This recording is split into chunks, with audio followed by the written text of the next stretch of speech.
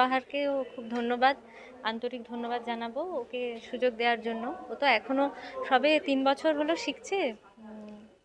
চেষ্টা করব ও যাতে এটা কন্টিনিউ করতে পারে এই শেখাটা। আর না, আমরা চাইছিলাম ও কোনো একটা মিউজিকেই যাক, তো ওর গানে খুব একটা আগ্রহ ছিল না বলেই ওকে যন্ত্রসঙ্গীতে আনা। আর ও পণ্ডিত তরুণ ভট্টাচার্যের কাছ থেকে শিখছে, তালিম নিচ্ছে।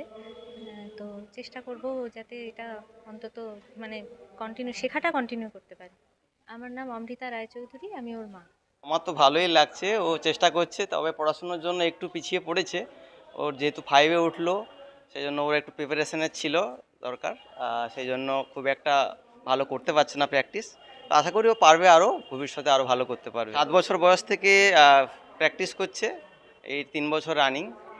হ্যাঁ, এবার ওর মা আর ও দুজনে মিলে খুব এটার প্রতি জোর দিয়ে অনেক ভালো করার চেষ্টা করছে। ওর মা এমনি সঙ্গীতের প্রতি খুব, উনি ছোটোবেলা ও ভালোই করতো, আর তারপর চেষ্টা করেছে ও ছেলেকে শেখানোর।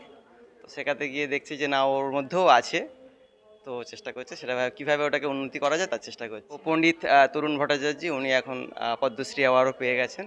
তো ওনার কাছ থেকে ও শিখছে। ওর নাম রঞ্জন জানা, ও আমার ছেলের নাম সারস্বত জানা।